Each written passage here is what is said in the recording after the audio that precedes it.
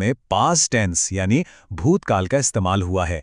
इसका मतलब है कि जिस पल उसने पैगंबर के खिलाफ हाथ उठाया ना, उसी पल उसकी बर्बादी लिख दी जा चुकी थी, भले ही दुनिया में इसका असर बाद में दिखा हो।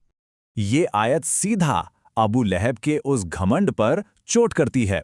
वो कहता था कि अपनी दौलत से वो खुद को खुदा की सजा से बचा लेगा, लेकिन यहां साफ कर दिया गया कि ऐसा कुछ नहीं होने वाला। यह एक अरबी लफ्ज है कसब, जिसका मतलब है कमाई। लेकिन इसका मतलब सिर्फ पैसा नहीं है। इस संदर्भ में किसी की औलाद, उसके बच्चे, उसकी सबसे कीमती कसब यानी कमाई मानी जाती है। तो न उसकी दौलत काम आई और ना ही उसके बेटे उसे बचा सके। तो न माल काम आया, न औलाद। अब बचा कौन? उसकी पत्नी। अगली आयत उसी के बारे में है, और ये आयत जमीन पर किए उसके कामों और आखिरत में मिलने वाली सजा के बीच एक सीधा और कहूं तो हैरान कर देने वाला कनेक्शन बनाती है।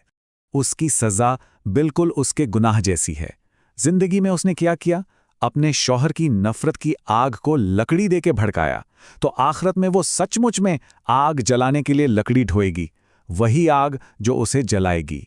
ये ईश्वरीय न्याय का एक बेहतरीन उदाहरण है। और फिर आती है आखिरी आयत, एक ऐसी तस्वीर जो जहन में छप जाती है। उम्मे जमील के गले में बंधी एक रस्सी। जरा इस फर्क को देखिए। इस दुनिया में उसकी खूबसूरत गर्दन एक कीमती हार से सजी हुई थी, जिसे वो बड़े गर्व से पैगंबर को तकलीफ देने के इनाम में दे रही थी। और आने वाली जिंदगी में वही गर्दन खजूर के रेशे की एक खुरदुरी चुभने वाली रस्सी से बंधी होगी, उसके घमंड का बिल्कुल सीधा और जलील करने वाला नतीजा। तो इस पूरी कहानी, इस पूरे इतिहास से हम आज क्या सीख सकते हैं? इसके सबक क्या हैं जो आज भी उतने ही प्रासंगिक हैं? इस पुरानी घटना को आज के दौर से कैसे जोड़ा जा सकता है? एक तरफ थी उम्मे जमील जो अपने शौहर की नफरत को हवा दे रही थी, उसकी क्रूरता में उसका साथ दे रही थी। और दूसरी तरफ आज के समय को देखिए, जब दोस्त या रिश्तेदार एक दूसरे को गलत काम करने से रोकने के बजाय उल्टा उनकी गलत बातों में उनका साथ देते हैं।